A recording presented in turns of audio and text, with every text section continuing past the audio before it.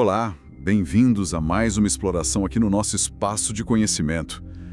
Hoje a gente vai viajar bilhões de quilômetros e também bilhões de anos no tempo para encontrar os cometas.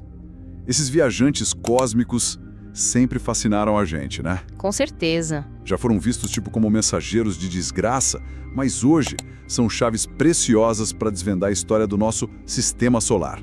Exatamente, são como fragmentos esquecidos da construção dos planetas, sabe? Guardando o material que quase não mudou desde que o Sol e os planetas nasceram.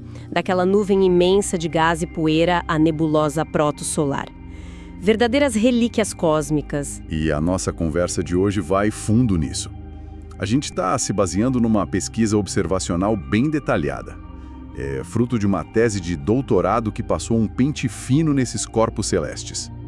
O objetivo aqui é entender o que esses arquivos congelados nos contam sobre como o nosso canto do universo se formou, como evoluiu, sempre olhando para o que as observações mostram para a gente. Isso. Vamos investigar essas cápsulas do tempo.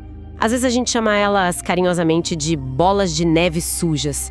Elas carregam pistas, né, sobre as condições químicas, físicas daquela época primordial. E claro, tem a novidade fascinante dos últimos anos. Os visitantes que vieram de outras estrelas. Pois é. Ok, então vamos desembrulhar isso. Para começar do começo mesmo, o que define um cometa? Basicamente, do que eles são feitos e por que são tão importantes para a ciência. Bom, essencialmente são amontoados de gelos. Principalmente água, mas também dióxido de carbono, monóxido de carbono, amônia, metano. Tudo isso misturado com poeira e pequenas rochas. São os tijolos que sobraram da formação dos planetas lá atrás, há uns 4,6 bilhões de anos. Tijolos que sobraram, gostei disso. E a importância deles vem daí. Esse material é muito primitivo, mudou pouquíssimo quimicamente desde a origem do sistema solar. Então, estudar eles é quase como ter uma amostra daquela nebulosa original. Fascinante. E onde é que eles ficam guardados? Quer dizer, existem regiões específicas de onde eles vêm nos visitar? Sim. Existem 2 grandes reservatórios. O mais externo e bem misterioso é a nuvem de Oort. Nuvem de Oort. Isso! Imagina uma casca esférica gigantesca, quase 1 ano-luz de diâmetro, envolvendo todo o sistema solar, mas a uma distância imensa. Dezenas de milhares de vezes a distância da Terra ao Sol. É tão longe que, as estrelas vizinhas podem até influenciar os objetos lá. Nossa. Essa nuvem é a fonte dos cometas de longo período, os LPCs, sabe? Long Period Comets. Os que demoram séculos ou milênios para dar uma volta. Exatamente. De centenas a milhões de anos.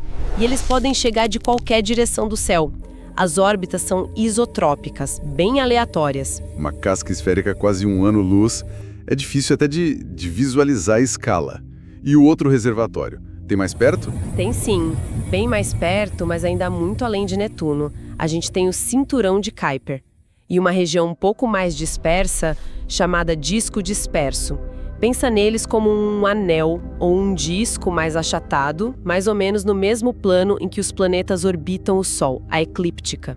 Ok, tipo um cinturão de asteroides, só que mais longe, feito de gelo. Isso, basicamente. Essa área é a fonte principal dos cometas de curto período, os SPCs, Short Period Comets, especialmente aqueles que são muito influenciados pela gravidade de Júpiter, a chamada família Júpiter ou JFCs. JFCs, Jupiter Family Comets, certo? E como essas estruturas, a nuvem de Oort e o cinturão de Kuiper, como elas se formaram? Ouvi falar que os planetas gigantes deram uma dançada no início do sistema solar.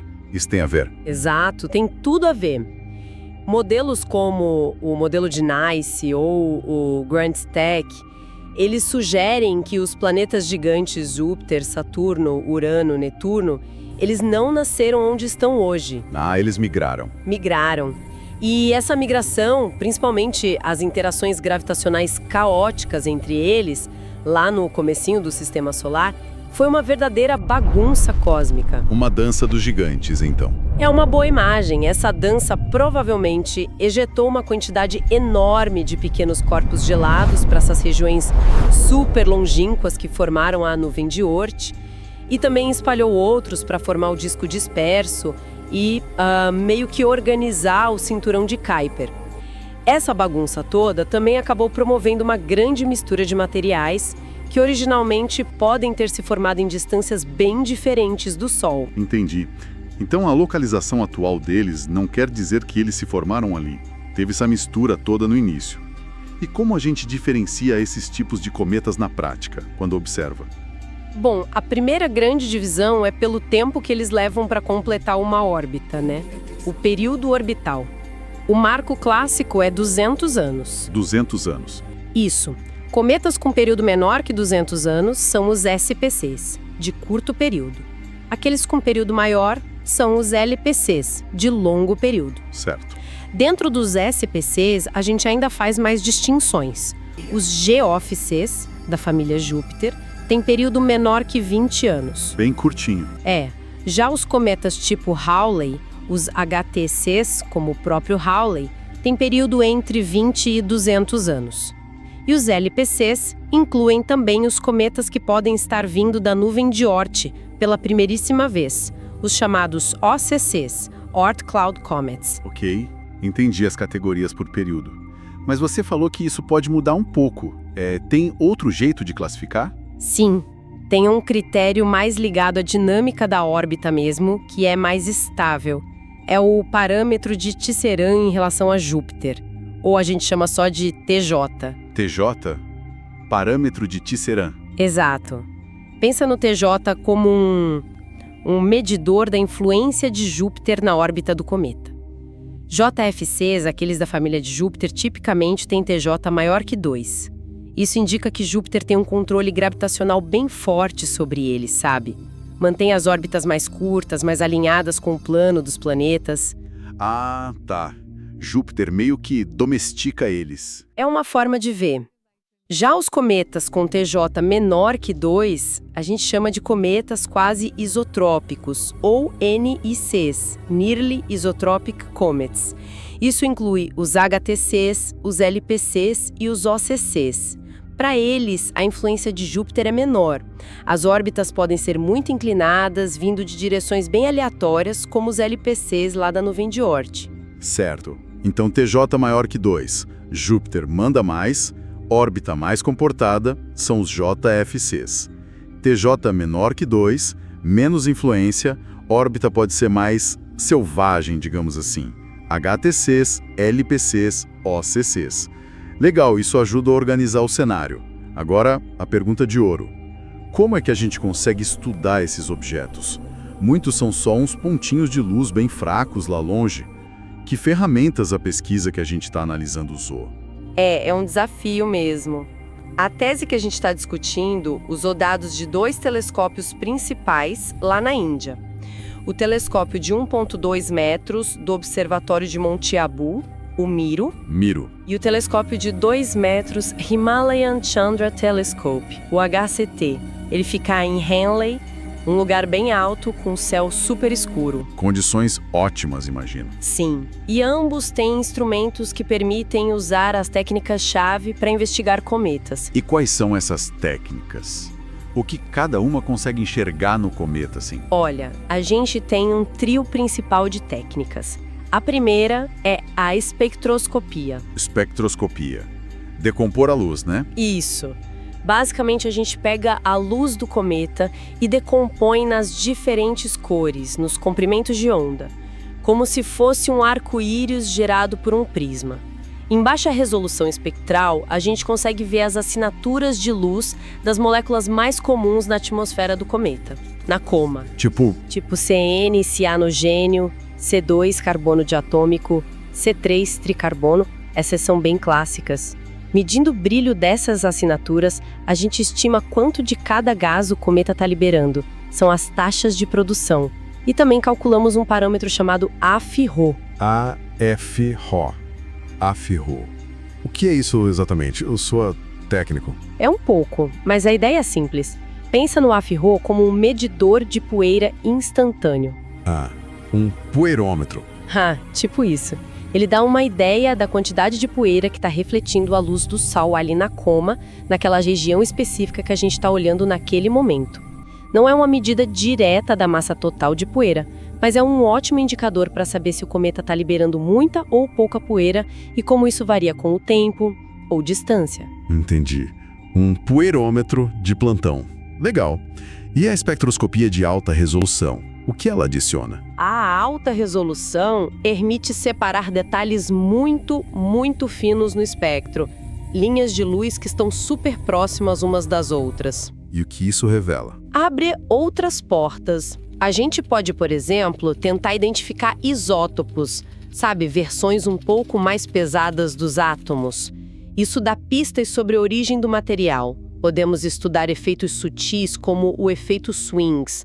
A intensidade de algumas linhas, como as do CN, muda dependendo da velocidade com que o cometa se move em relação ao Sol. Que interessante. E tem algo fascinante. A gente pode medir razões entre diferentes estados de energia de rotação das moléculas, como a razão ortopara, OPR, do radical NH2, a amina. Ortopara? Essa razão, no caso do NH2, está ligada à razão ortopara da molécula original, a amônia, NH3. E acredita-se que ela guarda uma memória da temperatura em que o gelo de amônia se formou, lá na nebulosa protosolar.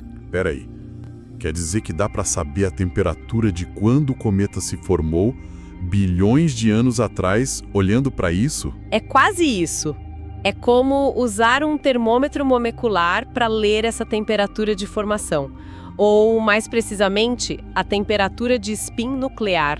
É incrível, né? Nossa, um termômetro fóssil? Que demais poder extrair esse tipo de informação só da luz. Uau!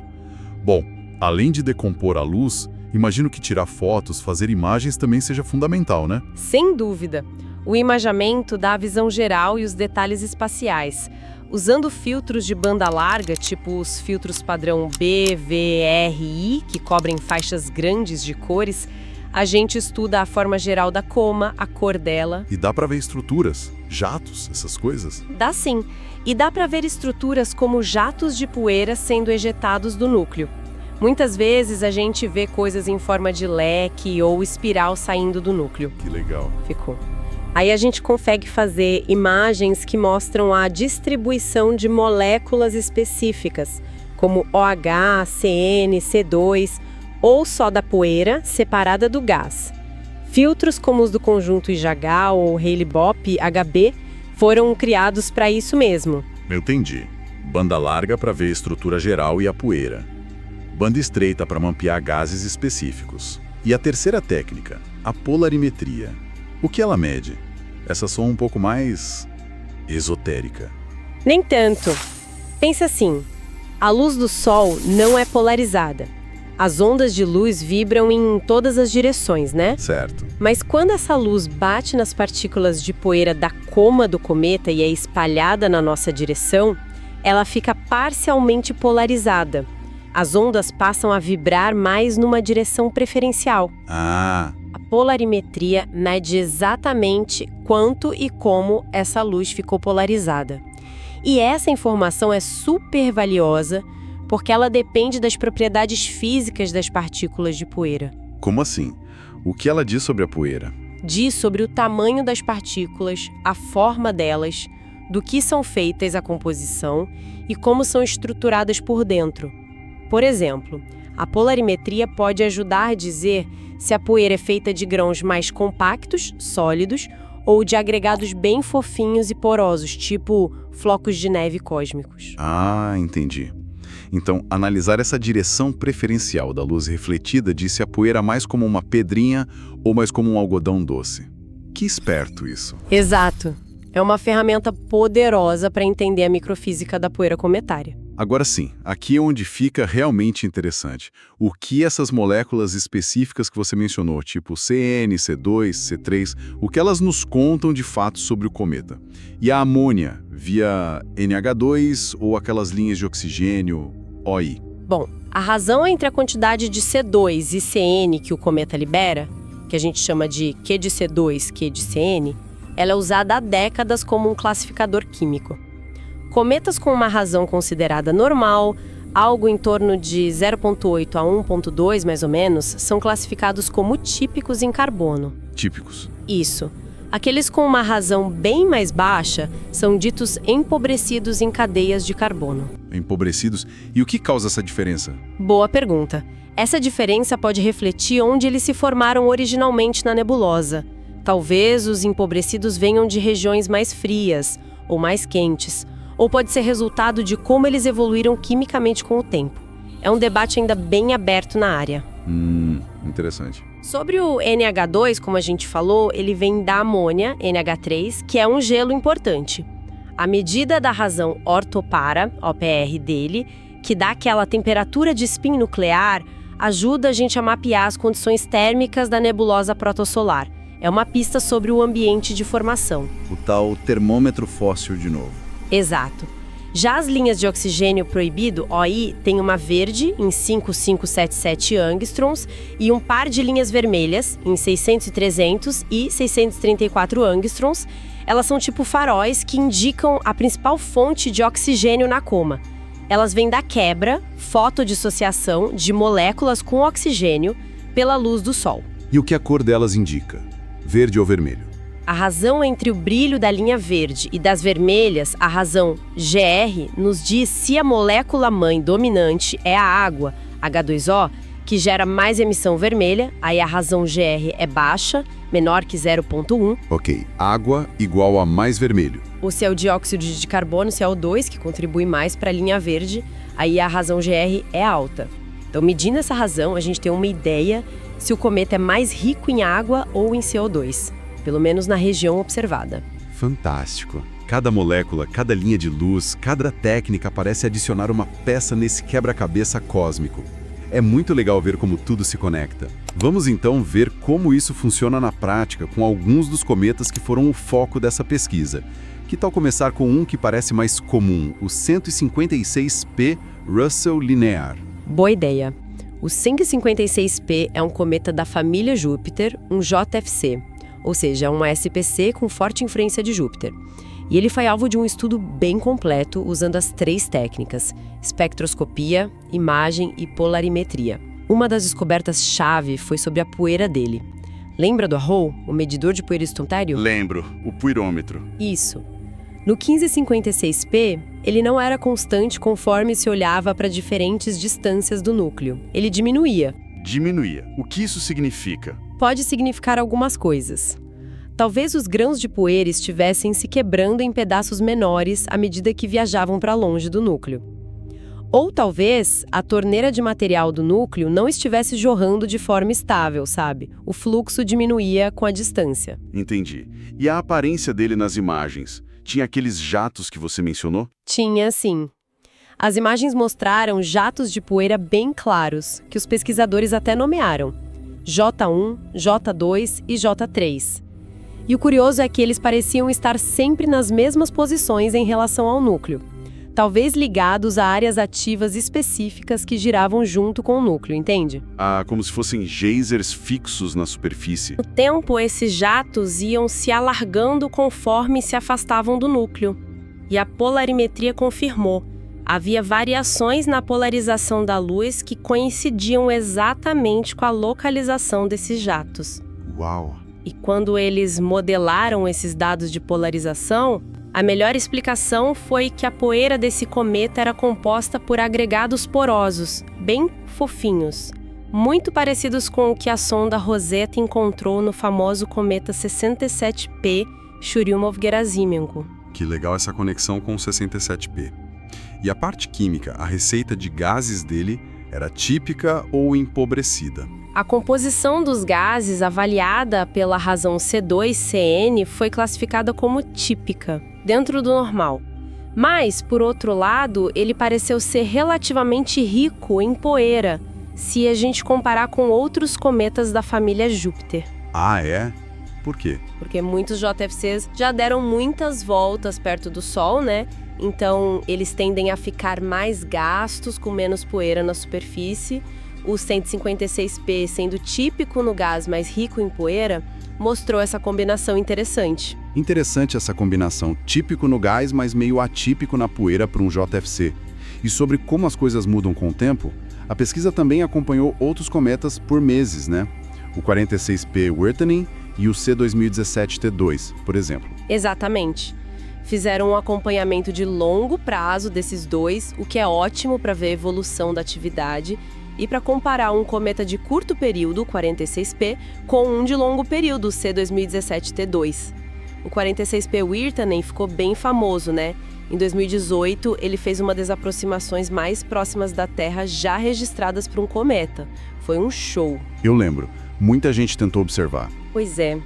E o estudo mostrou que a atividade dele, a quantidade de gás e poeira que ele liberava, aumentou de forma muito rápida, quase abrupta, assim, quando ele chegou perto do periélio, o ponto mais próximo do Sol. Um pico de atividade bem forte, então. E a composição e a poeira do 46P? Parecido com o 156P. Quimicamente, ele também foi classificado como típico C2CN normal. Mas diferente do 156P, ele tinha uma razão poeira-gás baixa. Liberava proporcionalmente menos poeira. E o poeirômetro afro dele foi na maior parte do tempo constante, sugerindo um fluxo de poeira mais estável saindo do núcleo, diferente do 156P. E a análise de alta resolução do 46P trouxe aqueles resultados do termômetro fóssil. A razão orto para do NH2 indicou uma temperatura de spin da amônia de uns 26 Kelvin, bem frio. Sugere que ele se formou numa região bem gelada da nebulosa. 26 Kelvin, isso é muito frio mesmo. É sim, uns menos 247 Celsius. E também viram sinais de quenting, uma supressão nas linhas de oxigênio proibido, OI, bem perto do núcleo. Quenting? O que é isso? É que ali, muito perto do núcleo, a densidade de moléculas de água era tão alta que as colisões entre elas acabavam apagando uma parte da emissão de luz OI que a gente esperaria ver, um efeito da alta densidade. Que detalhe incrível! E o cometa de longo período, o C2017T2? Como ele se comportou em comparação com o 46P? O C2017T2 era um LPC e provavelmente um cometa dinamicamente novo, ou seja, talvez na sua primeira ou segunda viagem, vindo lá da distante nuvem de Oort para perto do Sol. Um novato, então. Isso. E o comportamento dele foi bem diferente do 46P. A atividade dele aumentou de forma gradual, constante, à medida que ele se aproximava do Sol, sem aquele pico abrupto do 46P. Mais suave a subida de atividade. E a química e a poeira? Quimicamente, ele também foi classificado como típico na razão C2CN, normal. No entanto, ele tinha uma razão poeira-gás mais alta que a do 46P. Liberava proporcionalmente mais poeira. Ok. Então, típico no gás, como o 46P, mas mais poeirento e gradual no aumento da atividade, diferente do 46P? Exato. Mas tem um ponto muito interessante que surgiu ao comparar as observações ao longo de vários meses para ambos os cometas, o 46P e o C2017T2. Qual? As razões C2CN e também C3CN permaneceram muito consistentes durante todo o período observado para cada um deles. Mesmo com a atividade geral mudando? Sim, mesmo com a quantidade total de gás aumentando ou diminuindo, a receita relativa desses gases específicos não mudou. Isso sugere que, pelo menos para as moléculas-mãe que geram CN, C2 e C3, os núcleos desses dois cometas parecem ser quimicamente bem homogêneos em larga escala. A composição não variava muito de uma parte para outra do núcleo que estava ativa. Ok, isso é importante. Consistência química interna desses dois. Muito interessante. Mas então, guardamos a grande estrela, ou melhor, o grande viajante, para agora. O visitante interestelar 2I Borisov. O que essa pesquisa conseguiu descobrir sobre ele? Imagino empolgação. Foi uma oportunidade única mesmo. O 2I Borisov foi o segundo objeto interestelar detectado passando pelo nosso sistema solar.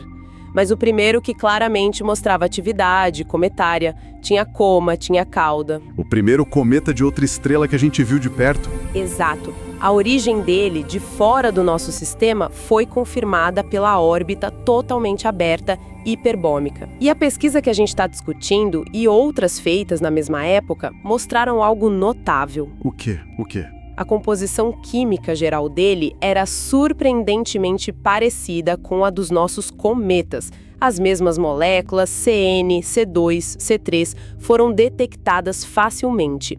Era tipo familiar. Parecido, mas teve alguma coisa diferente, alguma surpresa? Sempre tem, né? Sim, e foi uma surpresa e tanto. O achado mais intrigante desta pesquisa específica sobre o Borisov foi que a razão C2-CN não era constante. Não era? Como assim? Ela variou significativamente ao longo das semanas de observação. Ele começou sendo classificado como empobrecido em carbono, depois ficou moderadamente empobrecido perto da maior aproximação do Sol e depois voltou a ser empobrecido. Mas isso é normal? Um cometa muda de classificação assim? Não. É extremamente incomum para um único cometa ser observado mudando sua classificação química tão rápido.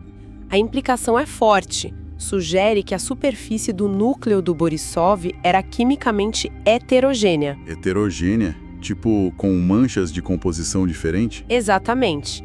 Diferentes partes do núcleo, que foram expostas ao Sol em momentos diferentes por causa da rotação, deviam estar liberando proporções diferentes dessas moléculas.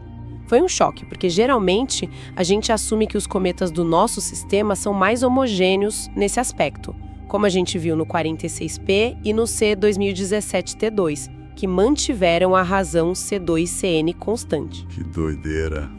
Um cometa manchado quimicamente. E essa ideia de heterogeneidade ou de uma composição peculiar foi reforçada por outros estudos também. Estudos que não estão detalhados nessa tese específica, mas que encontraram uma quantidade excepcionalmente alta de monóxido de carbono, o CO, sendo liberada pelo Borisov. Mais CO que o normal. Muito mais CO em relação à água do que é típico para os nossos cometas naquela distância do Sol. Isso pode indicar que ele se formou numa região extremamente fria do seu sistema estelar de origem, onde o CO conseguiu ficar congelado mais facilmente, ou que ele passou por processos de aquecimento e evolução diferentes dos nossos cometas. Que fascinante. Um visitante de outra estrela que ao mesmo tempo familiar tem CN, C2, C3. E estranho, tem essa variação C2, CN e muito CO. E a poeira dele era diferente também? Nesse ponto, ele pareceu mais familiar. As propriedades gerais da poeira do Borisov, tipo a cor e o jeito como ela refletia a luz, a refletividade, eram bem semelhantes às da poeira dos nossos cometas. A pesquisa também conseguiu usar as observações para estimar a taxa de perda de massa em forma de poeira durante o período estudado. Chegaram num valor de cerca de 2,7 quilos de poeira sendo perdidos a cada segundo. Uau! Quase 3 quilos de poeira por segundo voando para o espaço. Que visão geral incrível que essa pesquisa nos dá. Então, juntando todas essas peças, a natureza dos cometas, como a gente estuda eles, os exemplos específicos como 156P, 46P, C2017T2 e o visitante interestelar Borisov, o que tudo isso significa, quais são as grandes mensagens que a gente pode tirar? Bom, a gente pode sintetizar alguns pontos-chave. Primeiro, fica claro que existe uma grande diversidade entre os cometas. Mesmo cometas que a gente classifica na mesma categoria dinâmica, tipo 2JFCs, podem ter propriedades de poeira ou atividade bem diferentes. Lembra do 156P e do 46P? Sim, um com poeira que diminuía, outro constante, um rico em poeira, outro nem tanto. Materiais de diferentes regiões do sistema solar primitivo. Não dá para traçar linha simples, tipo, todos os GF6 vieram daqui, todos os LPCs vieram de lá. É mais complexo. Uma mistura primordial. Isso. Segundo, sobre a química dos gases. Razões como C2CN parecem ser assinaturas mais estáveis para um cometa individual.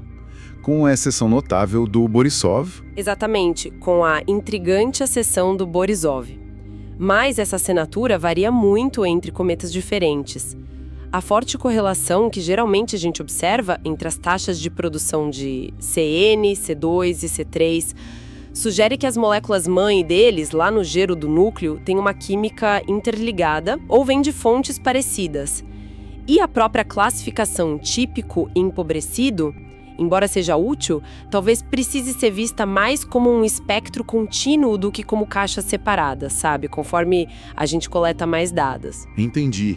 É mais uma escala do que só duas opções. E a poeira? O que aprendemos sobre ela no geral? Que a dinâmica da poeira é claramente complexa e variável. Os jatos que a gente vê, os perfis de Afra que às vezes decaem com a distância, as variações na polarização, tudo isso indica processos ativos acontecendo na coma. E esses processos são pistas sobre a estrutura irregular do núcleo, a rotação dele, como o material é ejetado.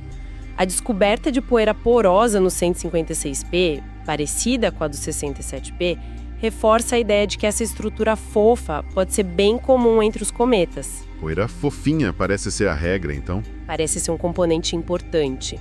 E, finalmente, os visitantes interestelares, como o Borisov, são uma janela espetacular. Ele mostrou pra gente que a química básica dos cometas pode ser semelhante em outros sistemas estelares, usam os mesmos ingredientes básicos. Mas também mostrou que podem existir diferenças importantes, como a alta abundância de CO ou a heterogeneidade na superfície. Isso abre pela primeira vez a possibilidade de estudar indiretamente as condições e os processos de formação planetária em outras partes da galáxia, comparando esses visitantes com os nossos próprios cometas. É muito empolgante. Realmente abre uma nova fronteira. Mas apesar de todo esse avanço, ainda ficam perguntas no ar, né? Quais são os grandes mistérios que permanecem sobre os cometas? Com certeza. Ainda tem muito para entender. Por exemplo, por que exatamente existe essa variação na razão C2-CN entre os cometas do nosso próprio sistema solar? Será que reflete só o local de formação original? Ou a evolução térmica, o aquecimento pelo Sol, também tem um papel crucial? Boa pergunta. Onde precisamente os diferentes tipos de cometas, JFCs, HTCs, LPCs, se formaram antes de serem espalhados para os seus reservatórios atuais, a nuvem de Oort e o cinturão de Kuiper? Qual é o balanço exato entre a composição primordial, aquilo que eles herdaram da nebulosa, e as alterações que eles sofreram ao longo de bilhões de anos de vida? Especialmente para os cometas periódicos que visitam o Sol repetidamente. Muitas perguntas ainda. São perguntas fundamentais que ainda movem a pesquisa. É por isso que é tão crucial continuar observando todos os tipos de cometas. Os novos que chegam da nuvem de Oort, os periódicos residentes do cinturão de Kuiper, cometas de diferentes famílias dinâmicas e, claro, ficar de olhos bem abertos para qualquer outro visitante interestelar que possa aparecer por aí. Usar múltiplas técnicas observacionais, ao mesmo tempo como foi feito nessa tese, e combinar dados de diferentes observatórios, missões espaciais, em grandes bancos de dados. Esse é o caminho para construir um quadro cada vez mais completo e tentar responder esses mistérios. Foi uma exploração e tanto, realmente. A gente começou com o básico dessas bolas de neve sujas, passou pelas técnicas super engenhosas que usamos para interrogar elas à distância, vimos exemplos concretos como o 156P e o contraste entre o 46P e o C2017T2 e culminamos com a história fascinante do visitante interestelar Borisov, que é, ao mesmo tempo, tão familiar e tão exótico. Foi muito legal. E a mensagem central é essa: cada cometa é um laboratório natural flutuante único. Estudar propriedades deles, desde a química até a estrutura da poeira e a dinâmica orbital, é essencial. A combinação de observações detalhadas e modelos teóricos é a chave para desvendar não só a história da formação e evolução do nosso próprio sistema solar, mas também para começar a entender como os sistemas planetários podem se formar e evoluir em outros cantos da nossa galáxia. E para quem nos ouve, fica aqui uma reflexão final para levar para casa.